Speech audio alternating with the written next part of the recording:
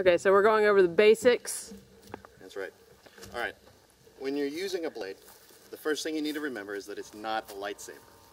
These can be handled pretty well with both hands. They're not going to slice you open if you handle the blade or something. They have historical documents showing people fighting like this, grasping the blade, not getting cut. It's not a problem because these blades weren't necessarily razor sharp. They were sharp, but to a certain point. Think of it like a chisel, and that's about how sharp this part of it. The last hand and a half of the blade was actually the really sharp part, and you could even handle that with little difficulty if you held it right. Because what you're doing is you're pinching the blade, the flat of the blade, more than gripping it like a baseball bat and squeezing down on the edge. That's a retarded thing to do. It's not going to slide around, but it's a pretty thorough way. I mean, hard. Wow, tug of war. I am. Yeah. The sad thing. My hand isn't sliding, and this is an oiled blade, so you don't have to worry about your hand sliding along the edge and getting cut. What I'm holding right here is a European longsword. It's a double-edged sword. If you're using a katana or a single-edged blade, the techniques are pretty much the same, except you don't get a backhand stroke, you got a big, flat, unsharpened side. So when you're using this, you can get that forehand stroke and you get a backhand stroke, like in tennis. Forehand, backhand. And this allows for more fluid movements.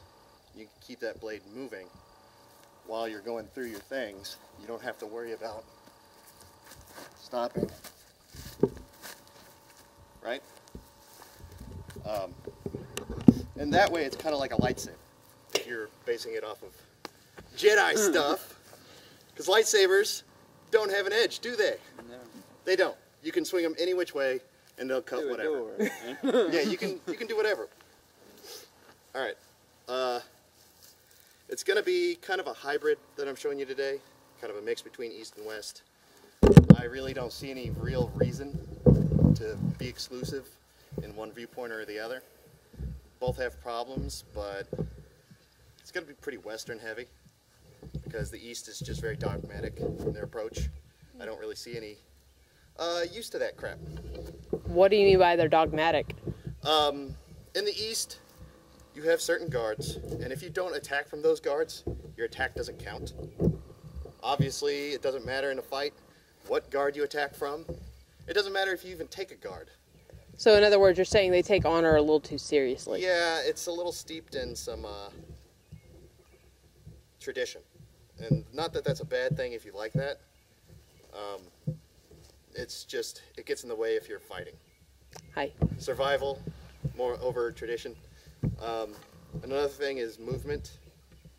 You should think more like a boxer than somebody taking a stance. This isn't Samurai Showdown.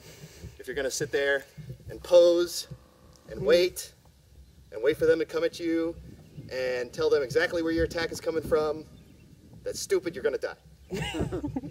So. Now, here's a question. Yes. We don't use swords anymore. Right. So what's the relevance in learning this, aside from teaching possibly discipline and physical fitness? All right. This is going to get me off on another tangent. All right.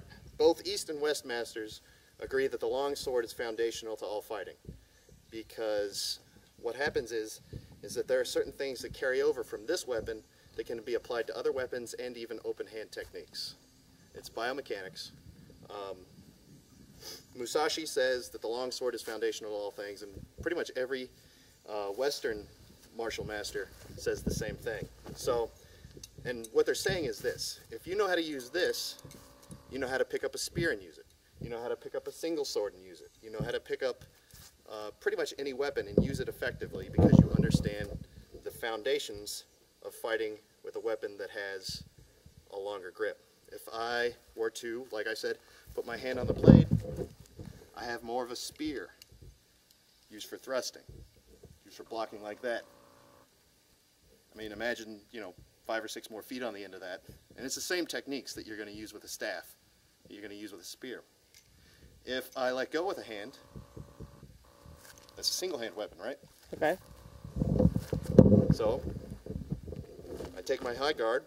If I let go, wow, single hand weapon. Double hand weapon, spear, whack! So, they've said that this is foundational to all other weapons. And what about empty hand stuff? The stuff that's probably the most useful to us today. If I take a guard and I cut diagonally, well, how's that not a throw? Right? Okay. If I've got a knife, you're gonna do this. Boxing. Here, you're gonna do a lot of the same movements that you're gonna do with a sword that you can do with empty hands. I need a body. Refer to that. Just stand there. You don't have to fight me or anything.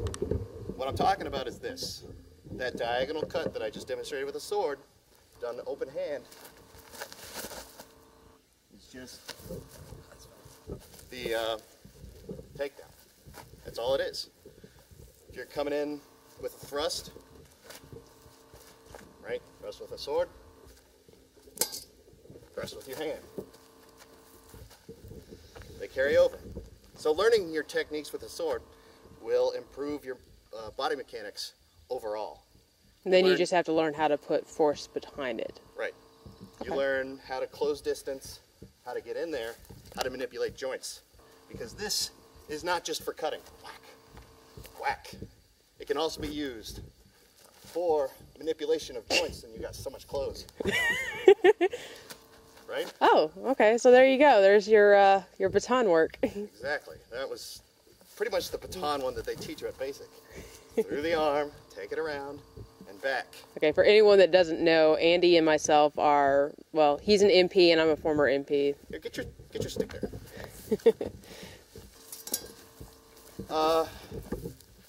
This is actually pretty similar to a police baton. It's about the same length, you use it about the same way.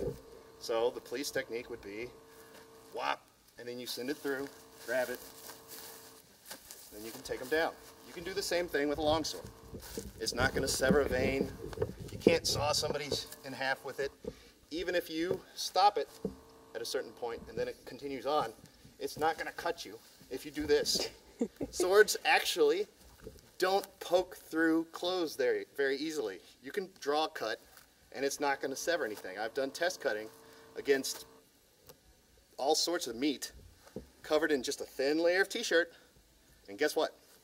That blade, that razor sharp katana, doesn't get through the t-shirt. Okay, in this case, I think that maybe, because meat can sometimes be harder. Yeah, Is it thawed? Yeah. Oh, well, okay. I was going to say, you may as well just see if Mendez will be your guinea pig. I've done test cutting, and you can find visual evidence of this, of razor sharp katanas not cutting through crap on a draw cut. So that's just all a gimmick on TV. It's something that was lost within the years and years of martial tradition. Like I said, they're not lightsabers. They're not going to cut through stuff just by touching it. You actually have to put some force behind it. You have to put some energy behind it for it to actually cut.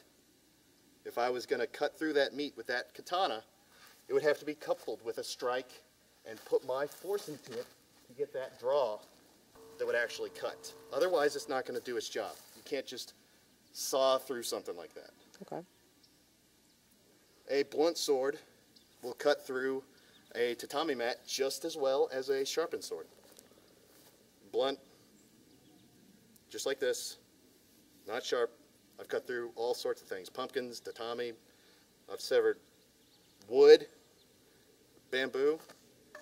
It doesn't matter. Well, tatami is made of bamboo, so. Yeah, it's basically the same thing.